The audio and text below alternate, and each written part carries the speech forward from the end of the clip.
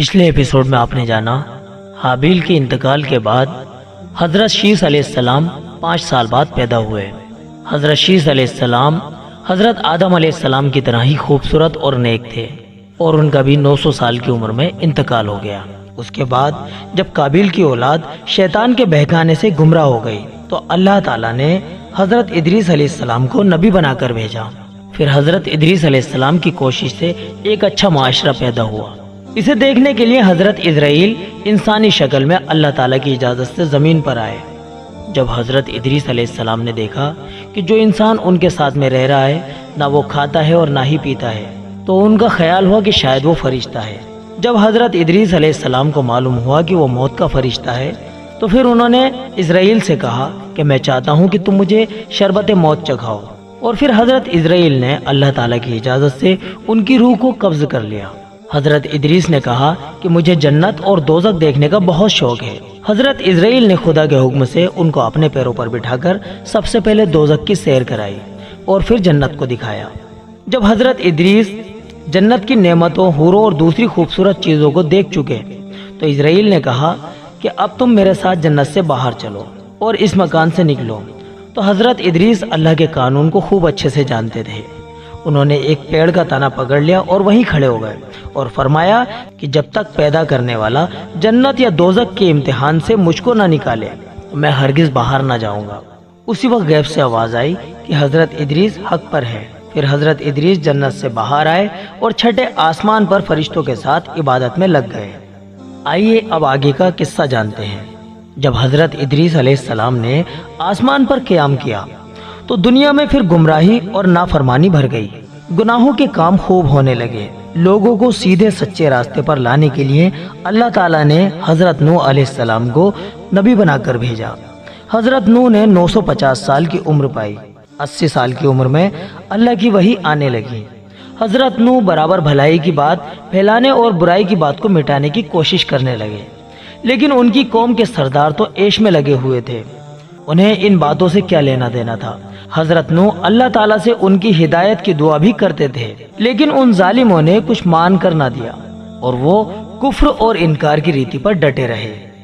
حضرت نوح نے بہت سمجھانے کی کوشش کی، کافی محنت کی، لیکن پوری عمر کی محنت کے نتیجے میں 80 آدمیوں کے علاوہ کسی نے اسلام قبول نہ کیا۔ حضرت ابن عباس رضی اللہ عنہ سے روایت ہے، فرمایا کہ کسی پیغمبر نے اپنی قوم کی طرف سے اتنی تکلیفیں نہ اٹھائیں جتنی حضرت نوح علیہ السلام کو اٹھانی پڑی۔ وہ تو حضرت نوح کو ہمیشہ دھمکی دیتے رہے کہ تم ان باتوں سے باز آ جاؤ اور ہمارے بتوں کو برا بھلا کہنے سے بچو، ورنہ ہم تمہیں پریشان کرتے رہیں گے۔ چنانچہ وہ انہیں اچھی باتیں سنانے پر بھری مجلس میں مارتے تھے، یہاں تک کہ وہ بے ہوش ہو جاتے اور ان کے لڑکے ان کو وہاں سے اٹھا کر لے جاتے۔ ان کے دشمن مرتے وقت اپنے بیٹوں کو وصیت کیا کرتے اور کفر پر جمے رہنے کی ہدایت دیتے ہوئے کہتے تھے کہ بیٹو ہرگز اپنے باپ دادا کے دین سے پھرنا نہیں، اور نوح کی بات تو کبھی نہ ماننا، اور جہاں تک ہو سکے انہیں دکھ اور تکلیف ہی دیتے رہنا، چاہے ٹھکانہ جہنم میں ہی کیوں نہ بن پڑے۔ جب ایسے سنگین حالات میں 7 صدیاں گزر گئیں اور حضرت نوح علیہ السلام تنگ آ کر نا امید ہو گئے تو اللہ نے وحی نازل کی۔ اللہ نے ان سے فرمایا تھا، اے نوح تم دل تنگ مت ہونا، نہ ان ظالموں سے اب کوئی امید رکھو۔ جو ایمان لے آئے، باقی ایمان نہیں لائیں گے، ان کے مقدر میں ہی جہنم لکھ گئی ہے۔ حضرت نوح علیہ السلام نے عرض کیا، خداوند ان کی نسل میں سے کوئی ایمان لائے گا یا نہیں؟ تو اللہ کی طرف سے حکم ہوا کہ یہ تو ایمان نہیں لائیں گے، ان کا دل تو پتھر ہو چکا ہے۔ پھر بھی حضرت نوح علیہ السلام کو اپنی قوم سے جو لگاؤ تھا اس کی بنیاد پر ان کو ایک اور سمجھایا اور کہا کہ لوگوں ایمان نہ لاؤ گے تو اب یہ سمجھ لو کہ اب عذاب الہی آنا ہی ہوگا۔ لیکن اس بار بھی قوم کے سرداروں نے اسی طرح جواب دیا اور کہا کہ ہم تو بدھ، سوا، یغوث اور یعوث جو کہ ہمارے بت ہیں ان کی پوجا کبھی نہیں چھوڑیں گے، اور اگر تو سچا ہی ہے تو عذاب لے آ، ہمیں کوئی فرق نہیں پڑتا، ہمیں کوئی ڈر نہیں ہے۔ حضرت نوح یہ جواب سن کر مایوس ہو گئے، بڑے ہی غم کے ساتھ اللہ سے گڑ گڑا کر عرض کیا، اے اللہ جب میں اپنی قوم کو اسلام کی طرف بلاتا ہوں تاکہ وہ اپنی زندگیاں سنوار سکیں تو وہ مجھے سن کر نہیں دیتے، کانوں میں انگلیاں ٹھوس لیتے ہیں، بے توجہی کے لیے اپنے اوپر کپڑے ڈال لیتے ہیں اور وہ اپنے کفر پر جمے رہتے ہیں۔ اب میں کیا کروں؟ بہت مجبور ہو گیا ہوں۔ اب تو تیرا عذاب آ ہی جانا چاہیے، انہیں تباہ کر دے، ان کا سب کچھ ختم کر دے۔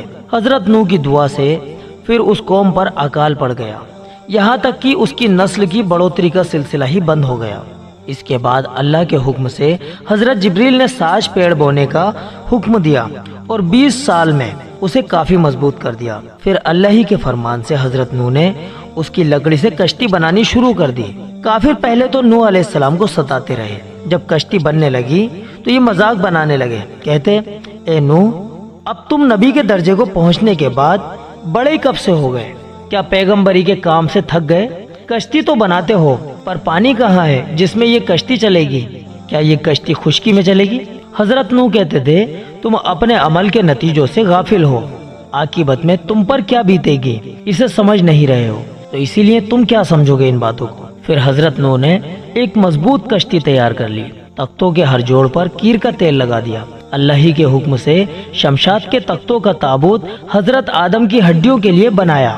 پھر حضرت جبریل نے ہر جنس کے جانور جو زمین پر تھے ان کو حضرت نوح کے پاس جمع کیے۔ انہوں نے ان چرندوں پرندوں اور درندوں کا ایک ایک جوڑا کشتی میں چڑھایا۔ حضرت نوح پر ایمان لانے والے 82 مسلمان بھی کشتی پر سوار ہو گئے۔ جب پوری تیاری ہو گئی تب اللہ کا عذاب آنا شروع ہوا، بھیانک عذاب۔ تنور سے پھوارے کی طرح پانی بہنا شروع ہو گیا، بارش کا پانی الگ، پوری زمین میں پانی ہی پانی بھر گیا۔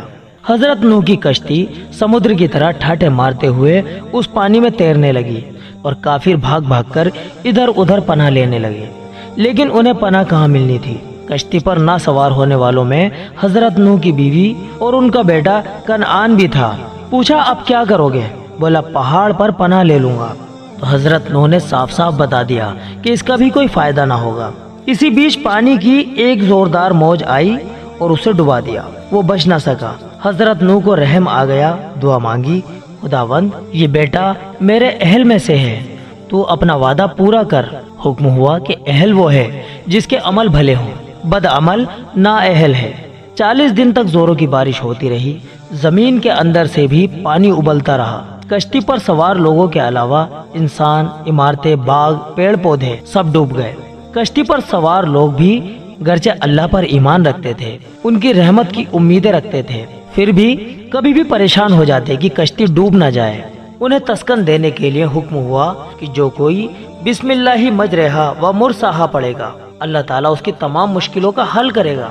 بہرحال کشتی پر سوار لوگ بچ گئے، طوفان رک گیا، پانی کھسک گیا۔ جب کشتی سے اترنے کا وقت آیا تو حضرت نوح نے کوے سے فرمایا جا اور پانی کی حالت معلوم کر کے جلدی آ۔ کوا گیا لیکن مردار کھانے کے چکر میں جلدی سے لوٹ کر نہ آیا۔ وہ بھول گیا کہ اللہ کے پیغمبر نے کیا کہا تھا۔ حضرت نوح علیہ السلام نے اس کے لیے بد دعا کر دی اور وہ ہمیشہ کے لیے ذلیل اور رسوا ہو کر رہ گیا۔ مردار کھانا اس کا مقدر ہو گیا۔ اس کے بعد کبوتر کو بھیجا گیا، وہ زیتون کے پتوں کو چونچ میں لے کر واپس ہوا۔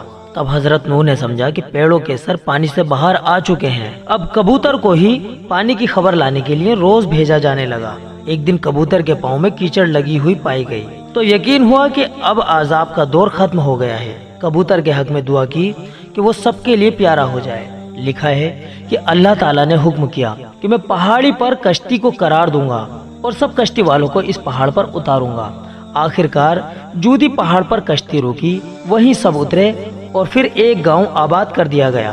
بہت دنوں کے بعد یہ گاؤں بھی وبا کا شکار ہو کر ختم ہو گیا۔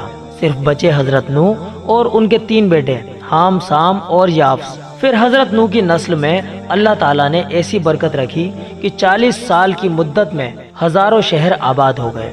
پھر حضرت نوح نے سیریا، فارس کے جزیرے، خراسان اور عراق کے علاقے کا نگراں شام کو بنایا اور پشچمی علاقے حبش اور سدھام کے ذمے کیے، چین، ترکستان وغیرہ یافس کے حوالے کیے۔ ایک دن جبریل اور اسرائیل نے حضرت نوح علیہ السلام سے پوچھا ایک لمبی عمر پانے کے باوجود تم نے اس دنیا کو کیسا پایا؟ کہا دھوئیں جیسا کہ ایک جگہ سے چل کر دوسری جگہ سے نکل آیا۔ جب حضرت نوح بیمار ہوئے اور اسی میں انتقال فرمایا تو بیٹوں نے آپ کو بیت المقدس میں دفن کیا۔ باپ کے مرنے کا غم بیٹوں پر بہت زیادہ تھا۔ حضرت نوح کو آدم ثانی، شیخ الانبیاء اور نجی اللہ بھی کہتے ہیں۔ وہ سچے پیغمبر تھے، اللہ کا پیغام دوسروں تک پہنچاتے اور اس کی عبادت میں ہمیشہ لگے رہتے۔ وہ دن میں 300 رکعت نماز ادا کرتے تھے۔ کہا جاتا ہے کہ طوفان کے موقع پر جب کشتی میں لوگ سوار تھے، کشتی والے کو بدبو اور گندگی سے بڑی زبردست تکلیف ہو رہی تھی، کوئی حل سمجھ میں نہ آتا تھا۔ حضرت نوح علیہ السلام نے اللہ سے دعا کی کہ اس مصیبت کو دور فرما دیجیے۔ حکم ہوا کہ تم اپنا ہاتھ ہاتھی کے پیٹ پر رکھو، پھر ہمارا کرشمہ دیکھو۔ حضرت نوح کے ہاتھ پھیرتے ہی اور کشتی کی سبھی گندگی کو اس نے کھا کر دور کر دیا۔ اسی طرح وہ لوگ چوہوں سے بھی پریشان تھے۔ اب اسی طرح وہ سبھی لوگ چوہوں سے بھی پریشان تھے۔ اللہ کے حکم سے حضرت نوح نے جیسے ہی شہر کے ماتھے پر ہاتھ رکھا، خدا کی شان سے بلی نے نکل کر ان چوہوں کو کھا لیا۔ حضرت نوح کے بعد دھیرے دھیرے لوگ اصل راستے سے ہٹتے گئے اور گمراہ ہوتے چلے گئے۔ پھر اللہ تعالیٰ نے حضرت ہود کو پیغمبر بنا کر بھیجا تاکہ قوم میں سدھار لایا جا سکے۔ تو دوستو، آج کے ایپیسوڈ میں آپ نے حضرت نوح علیہ السلام کے پورے واقعے کو جانا۔ اگلی ویڈیو میں ہم آپ کو بتائیں گے حضرت ہود علیہ السلام کا پورا واقعہ۔ آج کے ایپیسوڈ میں اتنا ہی، ملتے ہیں جلدی ہی اگلے ایپیسوڈ کے ساتھ۔ تب تک کے لیے آپ اپنی دعاؤں کے ساتھ ہمیں اجازت دیجیے۔ السلام علیکم ورحمۃ اللہ وبرکاتہ۔